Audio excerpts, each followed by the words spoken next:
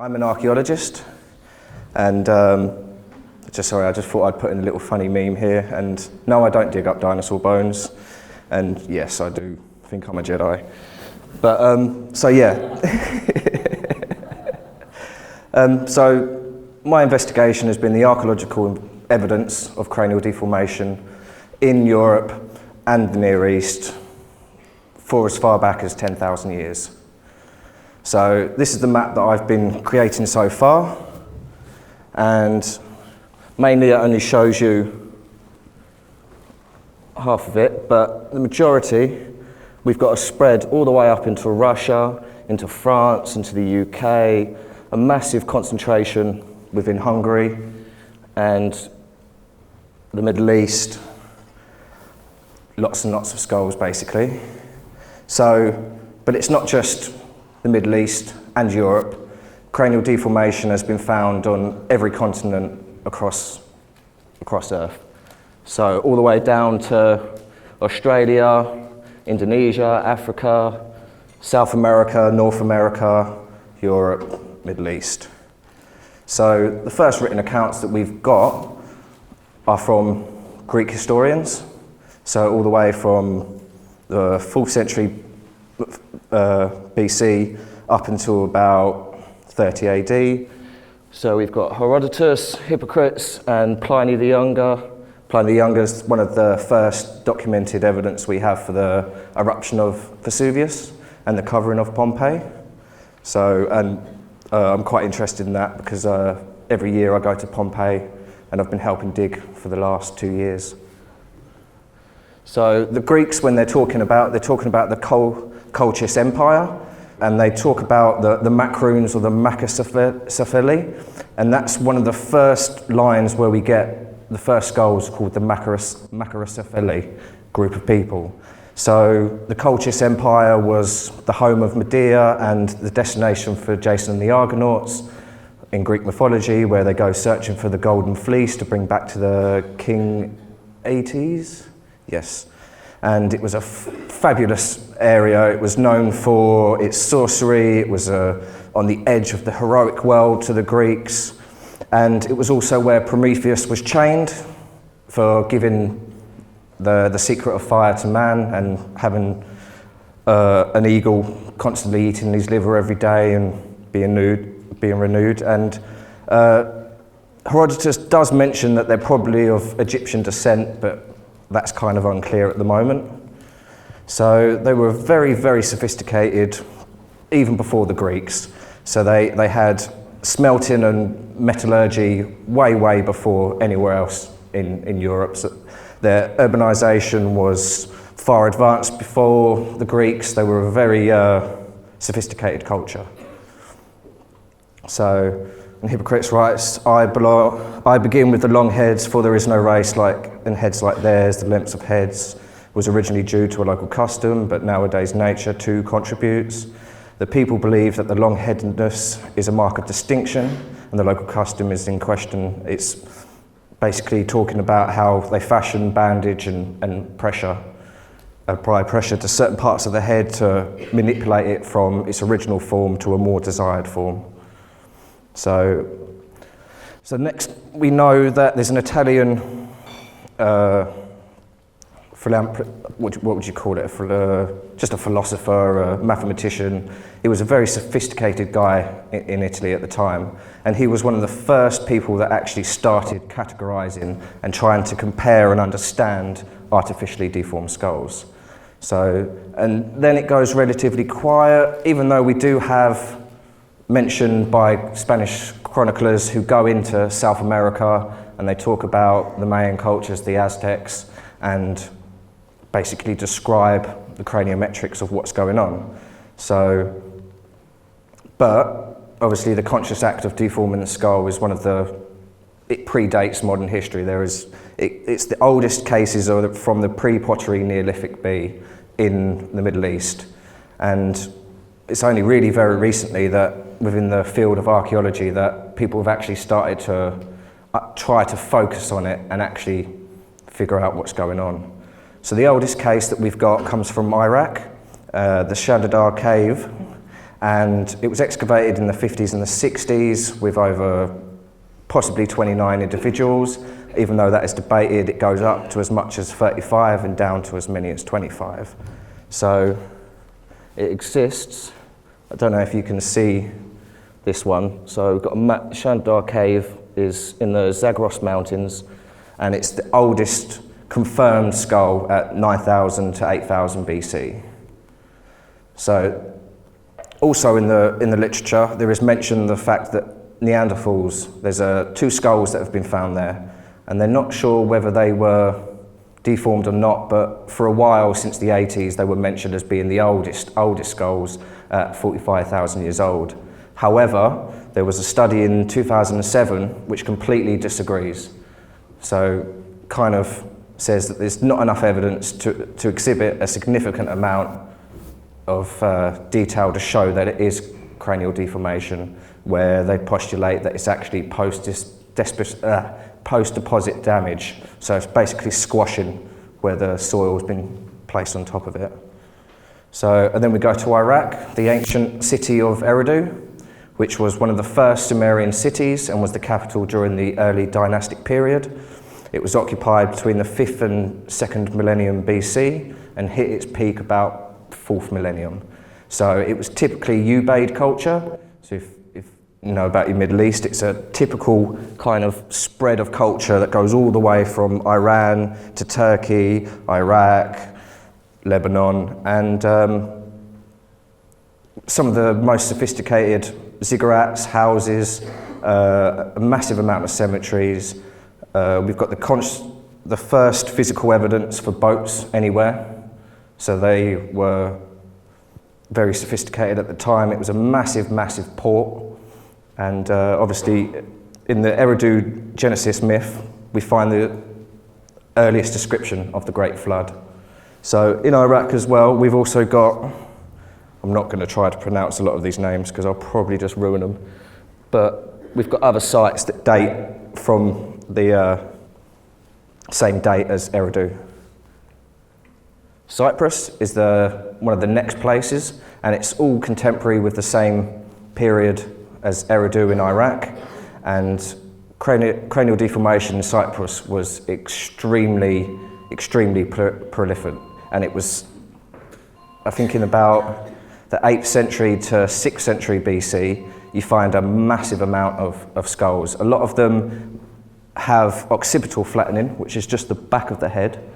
So and then you find, typically within the next 500 to 1,000 years, you start finding wrapping, bandaging. So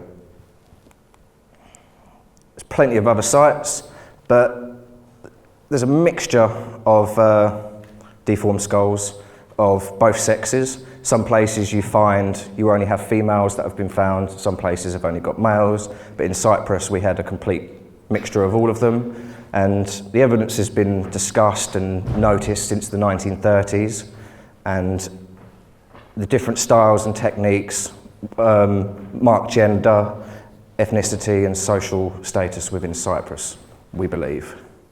So we've also got depictions of cradle boarding, which is where we get the first signs of occipital flattening. So once a baby's laid on its back for too long, if anyone has had children, you have to be very, very careful of the child's skull, because if it's left for too long, it can create an occipital flattening, which is called brachycephaly, and once it's set, it's very hard to get rid of. So, especially with cradle boarding, we find it that it's a lot of cultures used cradle boarding, but not necessarily known if it was for cranial deformation or not. So in Iran, we've got the Shandar cave up here, and we've got Ganjar Dare Tepe, which is 14 skulls have been found there, dating from 7th millennium to the 6th millennium. Tepe Genhil, where we've got just a single individual. Ali Kosh, but then we've got Kogasefid, which is at least 6 skulls, possibly 8 skulls have been found. Iran, we've got, I love this because it's one of the only actual depictions that we find anywhere, especially with pottery. So on their pottery, They've got depictions of cranial deformation. They've got figurines. They've got examples of children with their head bound, and loads of different figurines have also been found at loads of other sites, but these are the best photos I could find to show you. We've got Lebanon, Babylon, 4th millennium BC. We've got 42 individuals were found in the initial excavation, and at least half of them displayed intentional deformation. And the studies showed that actually the high proportion were actually just female. So there is a possibility that it was used for differentiating the sexes, but it may be that only the female skulls have been found. So we've got Turkey. We've got quite a lot of evidence for Turkey, and it's also typical of Ubaid, late Ubaid culture. So Degaramenti, I'm not even going to try. Yeah, the hyphens and stuff like that, we just don't have that in English. Understanding cranial deformation, this is an incredibly important site because the vast majority of the evidence is all children, all under the age of about 13, 14 years old. So you can see the development and the severity as children get older. They get, first typically they have a single bandage, and then they have a second bandage which increases the pressure. So go to the Jericho skull. So this site of Jericho obviously is a massive site. I've got a little depiction there, but it was continuously occupied for something like 6,000 to 8,000 years, all the way back into the Mesolithic. And it's only very recently that these skulls, they've noticed that they have got cranial deformation. And it's quite significant because they're not necessarily sure whether these skulls were picked out because they were deformed and of a certain shape. And then they found a lot of these were placed in certain places within houses and possibly worship, possibly just there as decoration, but they obviously carried a very significant for the people that were living there. And also, I haven't got a photo of it, but I wish I did. There was also a skull cache with skulls, plastered skulls, found in lines and in circles. So that was very interesting. And then I'm going to take you to, I don't know if you know where these are, but Akhenaten was one of the heretic pharaoh, and lived and died 1334 BC, and it's got, especially, Egypt is very strange because even though you've got this significant amount of depictions and artistic work, you don't find really any skulls in Egypt at all. There's one which comes from about the 14th, 15th century, but other than that, so Akhenaten, Nefertiti, their children, clearly had signs and were depicted as having deformed skulls. And I'll show you this, but I'm not 100% sure, but this is actually the skull of Akhenaten. So if you can see towards the back, we've got a clear sign of occipital flattening, but not as a clear defined, let me just go back, sign of Nefertiti or the children with the more protruding elongated skulls. So next one is Armenia, and Armenia sits in kind of an area that is kind of influenced a lot by Anatolia, the Middle East, the Iranian population, Sumeria, and in the top corner of the country we find at least 6 sites where cranial deformation has been found. And it's about the late antiquity period, and we believe that it was possibly beginning of, how would you say, like social complexity, where people start differentiating themselves between people. We believe that it was the Armenians were doing this, and obviously we believe that the influence and dissemination of cranial deformation comes from the Middle East and comes into Armenia, and possibly stays there for quite a while before spreading further out again. So we've got quite a few sites, and got some very nice burial pictures. So this guy here is this guy here. And the sites date around, so it's not as old as other places in the Middle East. It's more towards the Roman period, post-Roman / early migration period. So there was definitely a lot of skulls, and it was 2 males, a female, and 16 children were found at this one site. So other sites, we've got other skulls, burial pictures, and they all kind of date from about the same time, but it's hard sometimes understanding whether these were really significant people or not, but generally based on the material evidence that was found with the skeletons, we believe that these people were of a high status within their culture. So we've got other places in the Middle East. We've got Syria, Palestine, Georgia, Russia. I've kind of included Russia in the Middle East, but it's kind of here nor there between Europe and the Middle East.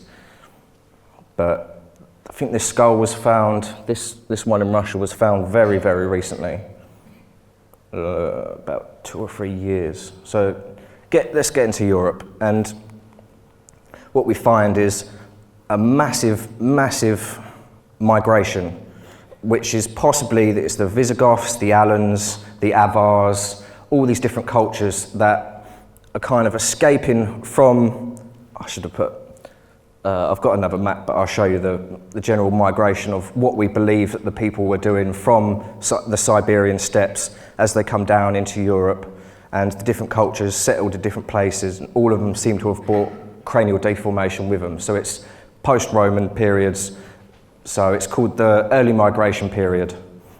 But there's a lot of skulls, especially in Germany.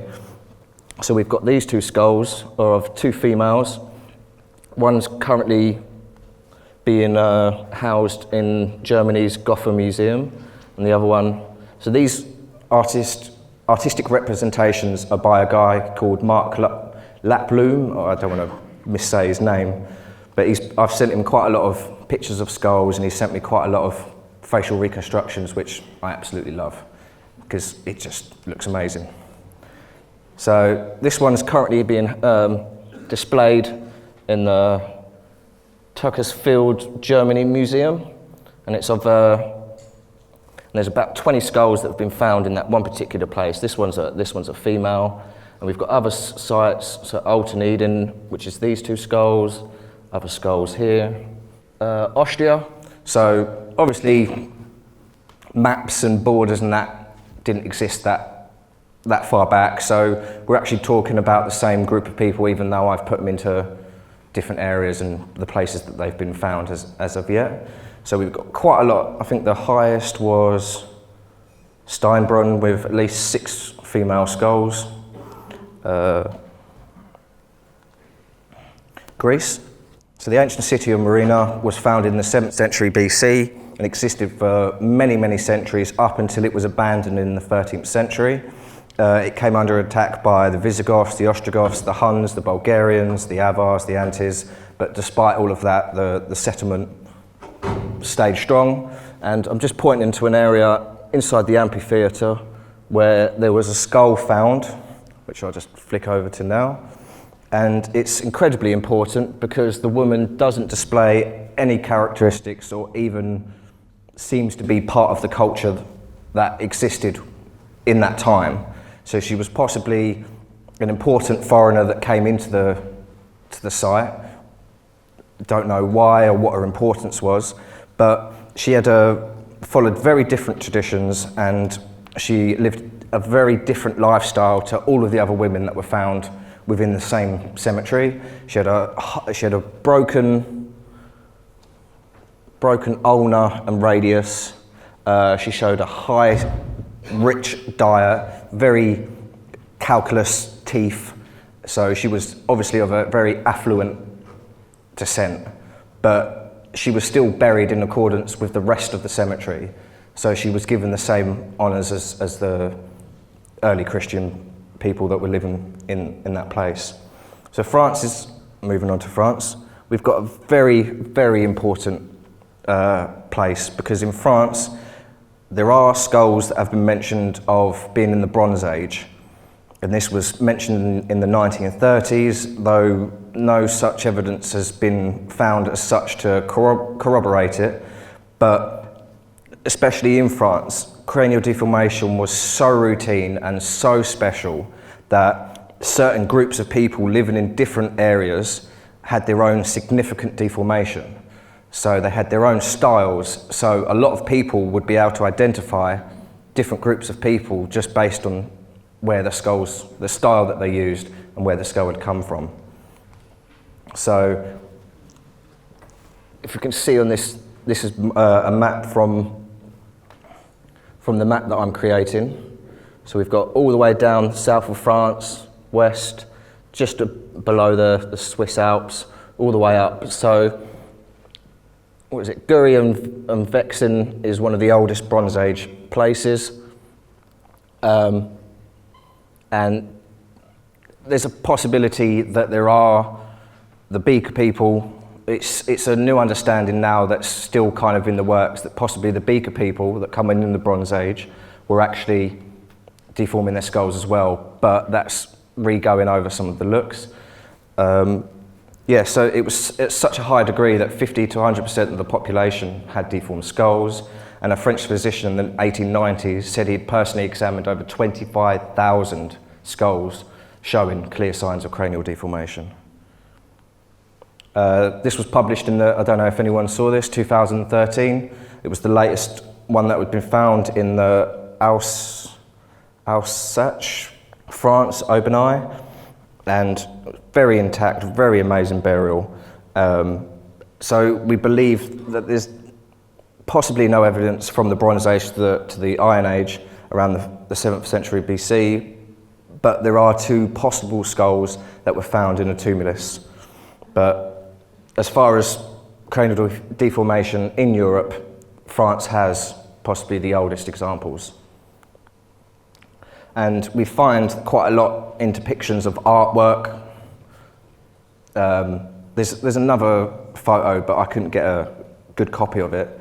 So this is a lady in the 1450s with a clear sign of cranial deformation. Especially in France, we also see a lot of it. If I go back to this, Merovingian, we've got headdresses. There's very styled headdresses, very unique. So it's possibly the reason that a lot of it was female was because of the headdresses and stuff that they used.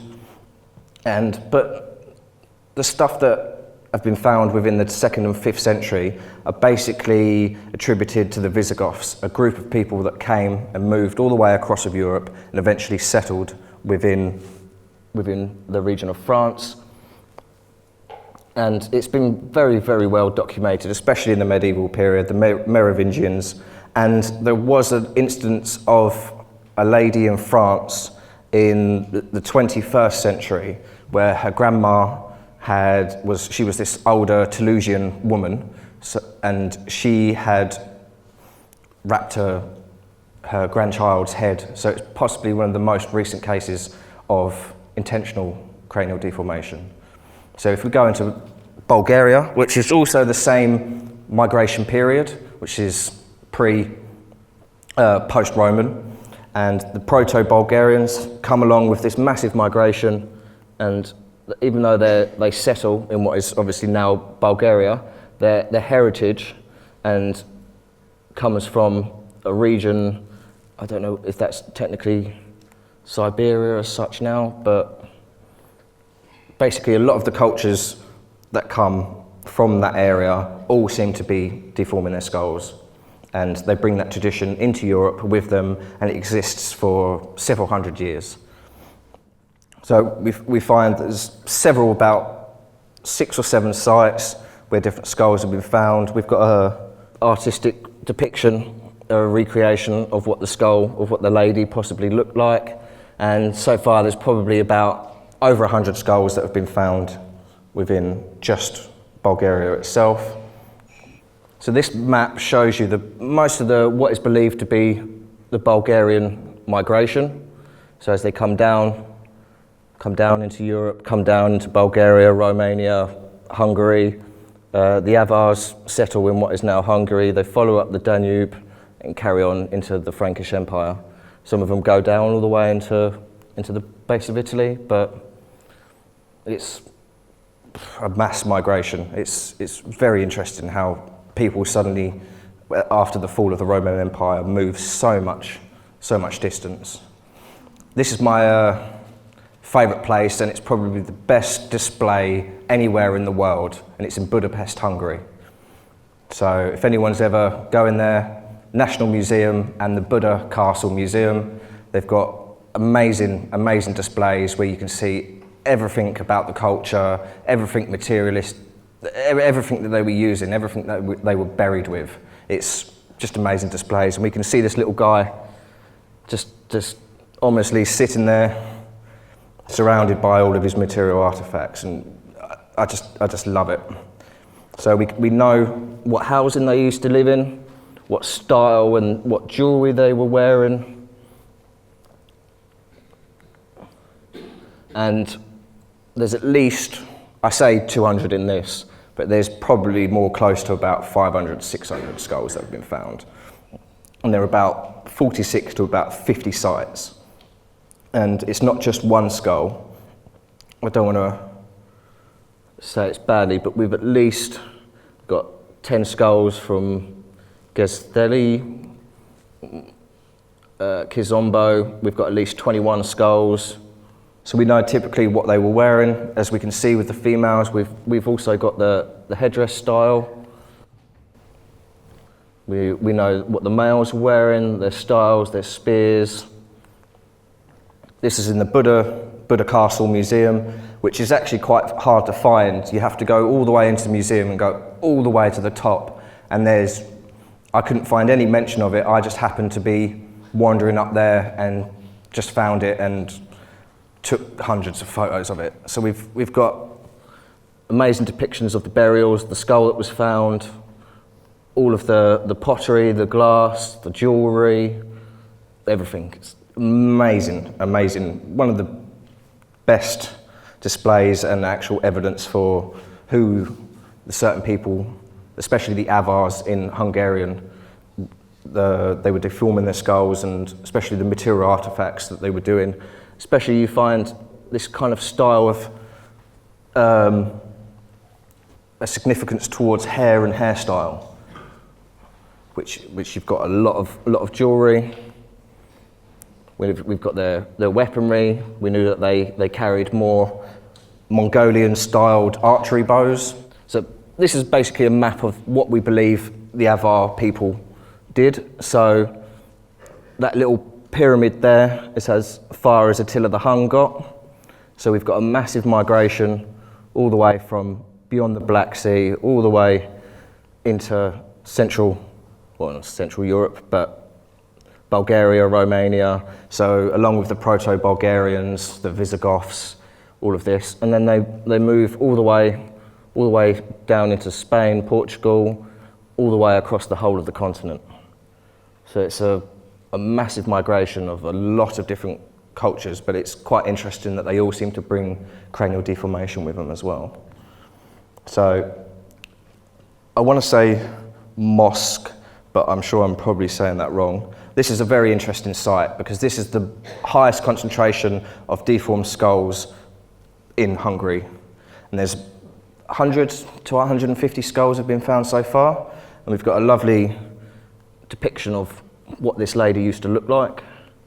And the cemetery is dated to about the 5th century AD. And blood work was done on the skulls, on the cemetery that they were found. And they noticed that there was at least three generations of 4 different families. So what you actually find is in the first generation, there was very, very limited cranial deformation. There is 1 or 2 more incidences in the second generation, and by the third generation, it's completely widespread. So it's a good site in understanding the dissemination of cranial deformation. So you understand that it wasn't necessarily brought in and used straight away by every culture. It took a bit of a while to people to understand and to probably to figure out that people weren't going to die because of this practice. And this is another kind of believed map of the migration. So the oldest we find this far in Central to West Asia, come along into the Black Sea. So we've got the Armenia, Georgia, the different groups here, and then as they start moving and away from the Mongol hordes, they go further and further into Europe, which is just amazing. But I've included some of these places which have kind of the best information, but skulls have been found Czech Republic, Romania, Sicily, Sweden, Switzerland, Ukraine, the UK. It's pretty widespread across the whole of Europe. The American continents, we find there were several, the Belacola, the Chinooks, the Hopi, the Pueblo Indians. We have the Olmecs, the Aztecs, the Mayans, and it was, especially in South America, it was distributed between Venezuela, Colombia, all the way down to Chile and Argentina. So it was very widespread, especially in America. Mayan people were very significant in their meaning for it. It wasn't just aesthetic, but it was also religious and social. We have different groups of people that are allowed in the culture to, so there's one type of circular binding, which is only allowed for the nobility, where their subjects and the people that are being governed are allowed a more fronto-occipital flattening. So it's distinction even within deformation of who can do a certain type of deformation. And when some of the Spanish chroniclers, we know that they were absolutely fascinated by it, and they asked them why they would do it, to appear more noble, more handsome, and to be able to better bear burdens. And they believed that they were told by their gods that this is something that they had to do. But also within the culture, we know that some of the Spanish mentioned that some of the children were so subjected to it so much that often they would die because of just the intensity and the pain, possibly the problems that it also brought along with it. So also in the Mayan culture, we have some very nice depictions. So we've got two priests, and they've got the circular kind of more pulled, elongated skulls where the people that are serving them have the fronto-occipital. So it's very nice because we've got a lot of depictions. We've even got depictions of how they did it with their boards and bandaging. We've got another skull that was found in Sonaro just recently, and it was absolutely all over the web. Alien skulls found and everything like that. So it's kind of sad because they completely ignore the actual archaeological significance, the actual material evidence, and anything. It's just a bit more, I guess archaeology doesn't sell as well as sensationalism, but there's also, they postulate that they could have been doing it to represent certain types of their gods. So I don't know if any of you know this site, Teotihuacan, but it's an absolutely amazing site. And so we know that there are skulls on the plateau that were buried down by the Feathered Serpent Pyramid. So just on the south side, we had a massive burial of about 10 to 15 skeletons, and at least half of them displayed signs of cranial deformation. So they're not sure whether they were people that were sacrificed or whether they were people that were actually involved in the construction of the pyramid, may have died doing it. Who knows? Peru, obviously everyone always knows about the Paracas Peru skulls, but especially in the Andes, the oldest skull that we know of is 6,000 to 7,000 BC. So it's extremely old. We know that it existed in the Paracas, the Tiwanaku cultures, and the Nazca cultures. So this is especially an interesting site, which is Moquegua, and it's dated to about the 600 to 700 AD, and we've got at least 2 different styles of deformation, and we have at least 30 to 40 skulls that have been found on the site. And it's the site, even though it is part of the Tiwanaku culture, it's about, so Tiwanaku is there on the right, it's about a couple of 100 miles away, but it was all part of the same Tiwanaku sphere. And there's other sites, particular Breadcrumbs, I'm not going to go into much more. But we also have a Paracas skull in England. If any of you have ever been, I think it's Piccadilly Square, which is the Ripley's Believe It or Not. We have a display of a deformed skull. So anyone that's interested, you know that there's one in there's British Museum, Ripley's Believe It or Not, or the Ashmolean. So if you're ever interested in wanting to go have a look, then go have a look. Africa. So the Mengbutu people, the Sudanese, the Akhenaten, all the way, there's several different cultures that were uniquely independent, as you can see, and it's really good because ethnographically we know a lot about these people. We know why they did it, what they were doing it for, and kind of the passing down of knowledge, and especially I love with it the hairstyles. The hairstyles are just amazing. They go all out and extravagant, and it's on the next page, but I'll show you that the hairstyle is by far my favourite. So the Mengbutu people, Central Congo, just roughly as the bend of Congo, mixed with loads of different other ethnic groups, but we find especially significant is the wrapping of the children's heads. The parents have obviously got deformed skulls as well, and this style of headdressing is definitely unique. And this guy with his aerodynamic hairstyle is just amazing. It's just amazing. And so typically we've got the older generation sorting out the headdresses. We find a lot within the art of the Mengbutu people. It was so significant to them, but it was all about aesthetically being more beautiful, being smarter, loads of different reasons.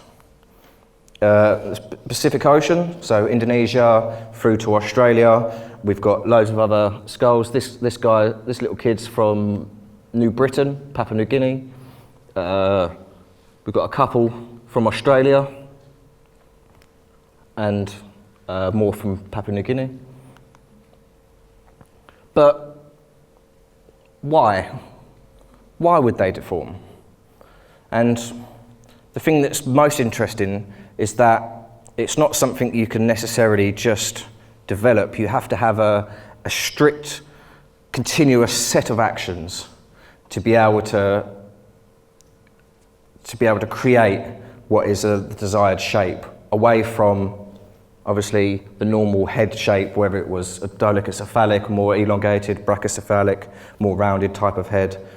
So there was a desire to get away from the head shape, but there would obviously have to be a conscious understanding of how to achieve it. So what I'd like to, obviously, I'm glad I've got a bit of time to introduce you to how we understand what is cranial deformation. So we break it down into basically 2 categories, which is intentional and unintentional. So typically we find with the intentional, we've different styles of wrapping the head, different severities of finding it, different ways that they would wrap it from the top of the head to the back of the head. And we also find in certain cases that you get a smaller jaw, a smaller foramen magnum in the top of the head. It affects different abilities of the head to change and stuff. But then when we go to unintentional, we're talking about craniosynostosis, the premature fusion of cranial plates. We have in utero deformation, where a baby might have stayed in the womb for too long, and by the compaction of inside the womb, it starts to then mould the head. We also know that within giving birth, that there's also different that can also manipulate. Sometimes you can find little babies' heads have got little elongated heads, when they're first born, and after a while they slowly go back to normal.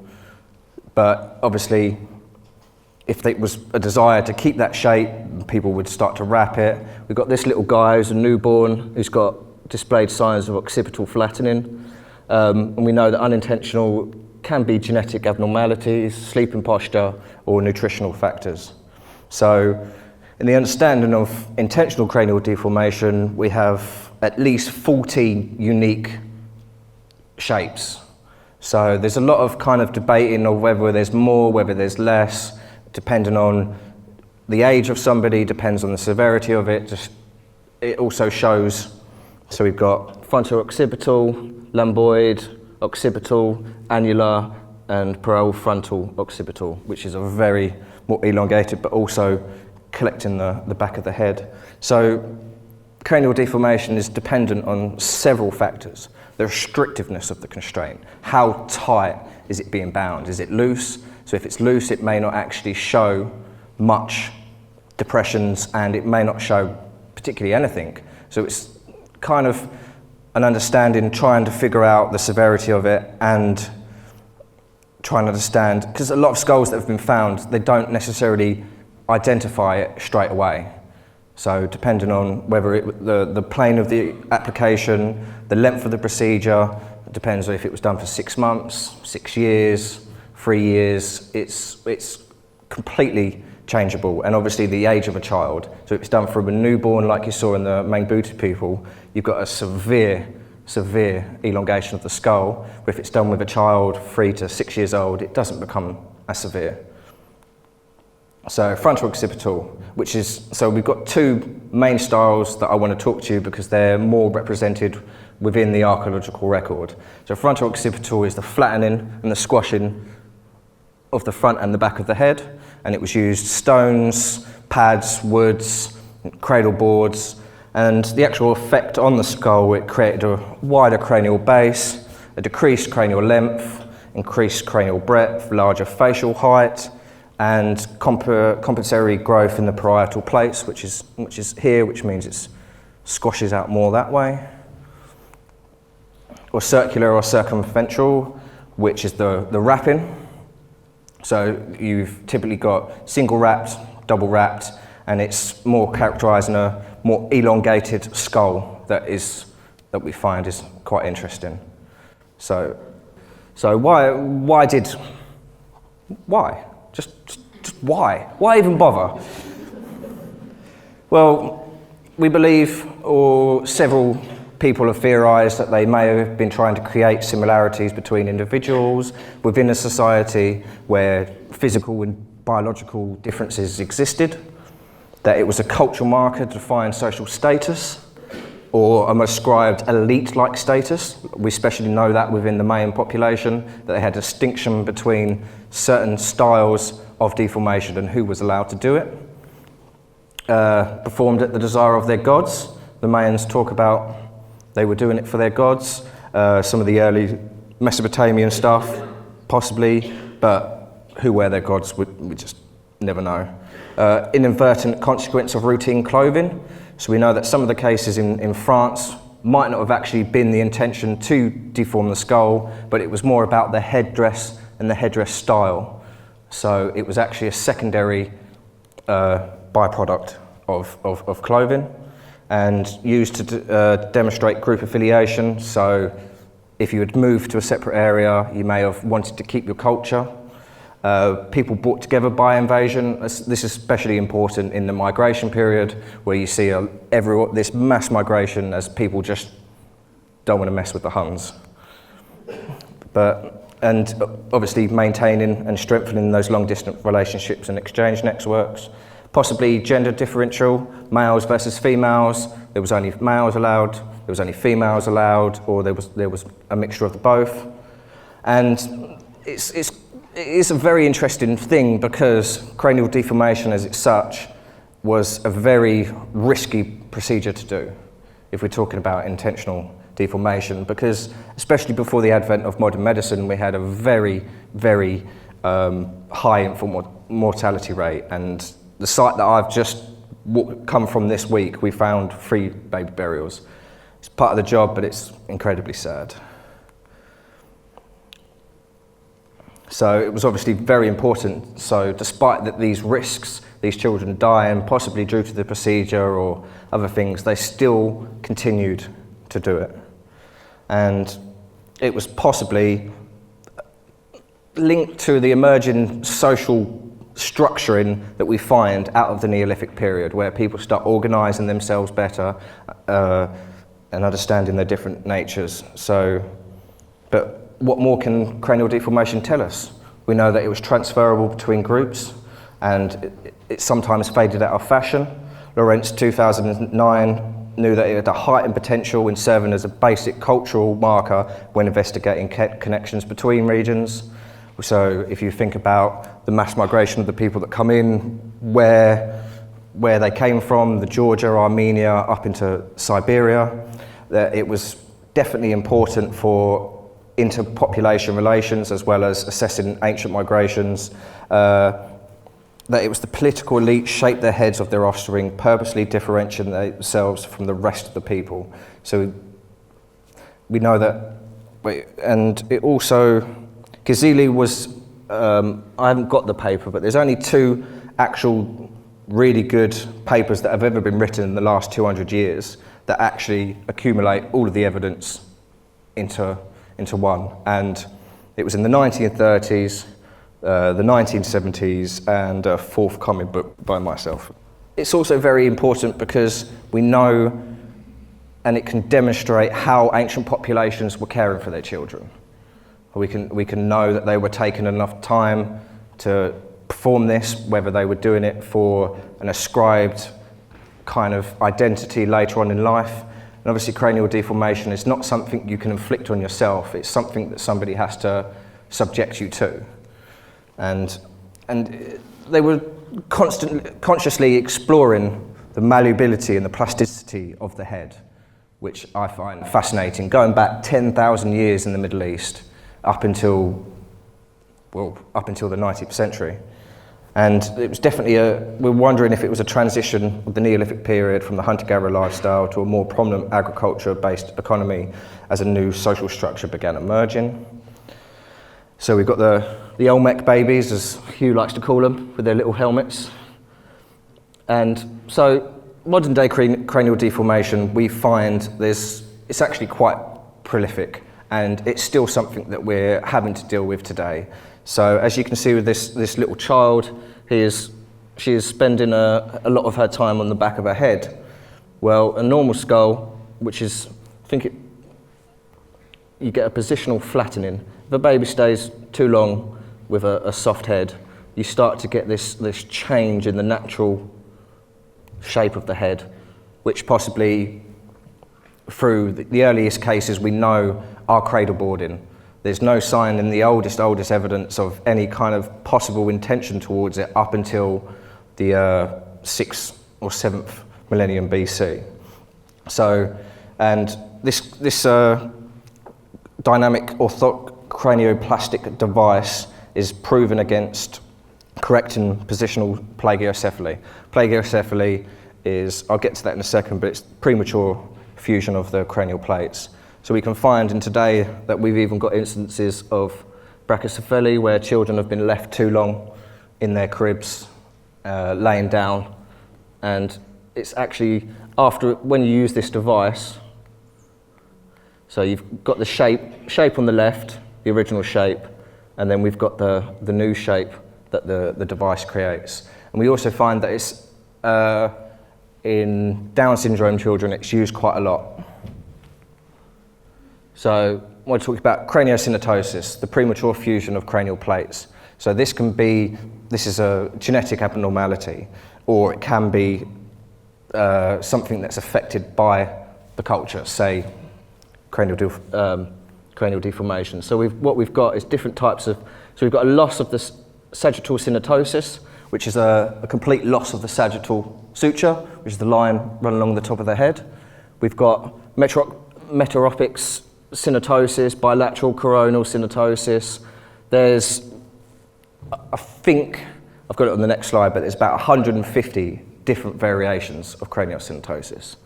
So, and And it comes from the Greek word plagios, meaning oblique, and kephali, meaning head.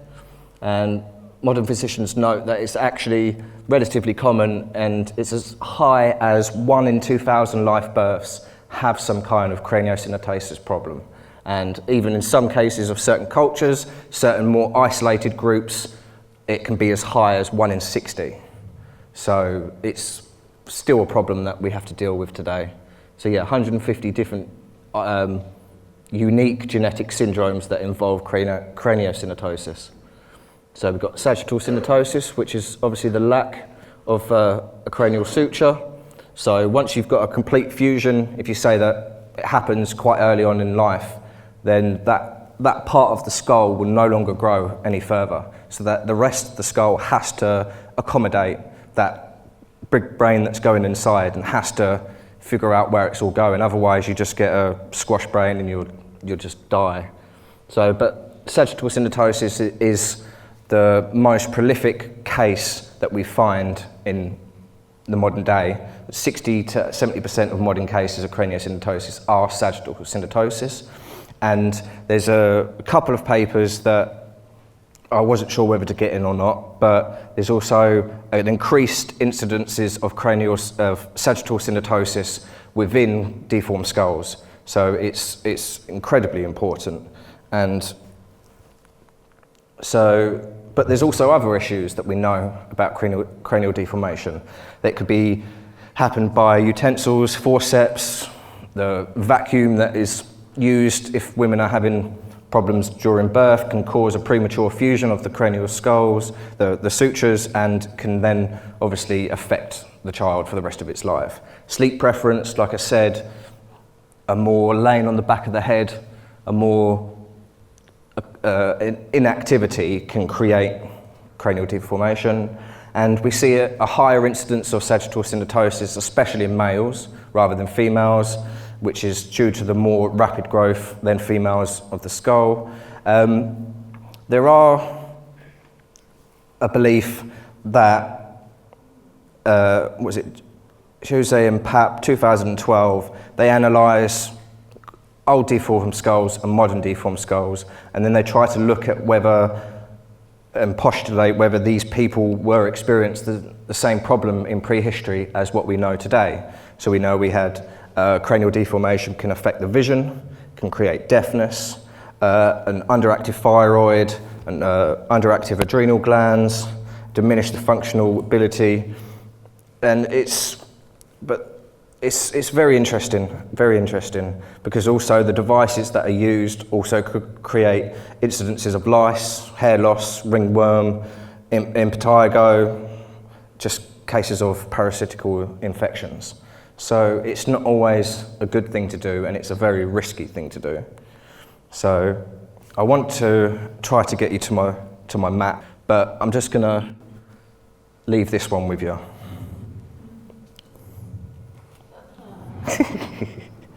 Sorry, I'm just interested in these funny ones. You never know, it might be on the exam. So yeah, this is just I'll go back to my map reference. Chronologically dated skulls, different areas, and each one of them is at least one identified and recorded place within the literature, but there's several different skulls. So as you can see, there's quite a list. So most of the skulls that have been found have all been dated in time. So the oldest incidents we know are in the Middle East. So it's from 10,000 to at least 4,000, 3,000 BC. We've got a massive concentration in Cyprus. We've got it spread across Italy, into Iran, into Syria, not necessarily Iraq, but then we've got it all the way up into Russia. A lot of these I've got confirmed identification that there are skulls, but the time periods are a bit more harder to confirm. So I have used them, but they're more of just one colour and one spread. So the greatest concentration within Europe is in Hungary, about 50 to 60 sites and hundreds and hundreds of skulls found. And then we've got this general spread of this migration period. We've got these, I don't know if you can see the actual colour difference, but we've got this spread all the way into France, Hungary, and it's all part of that early migration period that I showed you with the Bulgarians, the Avars, the Visigoths as they come. So we believe that they come from this area of the Black Sea up into the steppe here. So we know that we've got confirmed skulls here, but as to the dates, no confirmed yet. But the main problem is that the connection. Is there any connection between the Middle East and Europe? Well, as far as we can tell archaeologically, no. But whether it moved from the Middle East, the practice, into this area, and then 2,000 years later comes with the groups of people as they move away from the Huns, as they come into Europe. And you can see this massive, massive grouping of the period of the early migration period, which is about the third century AD to about the 9th century AD. They go as far as the Balearic Islands, down to Sicily, into Greece. And we've got one case in Egypt, and obviously we've got Akhenaten, but we've got eventually I want to create this into a worldwide map. That is my intention. So you could go, and I want to make this an active Google Earth map, so that all of these dots that you see have all of the information for them.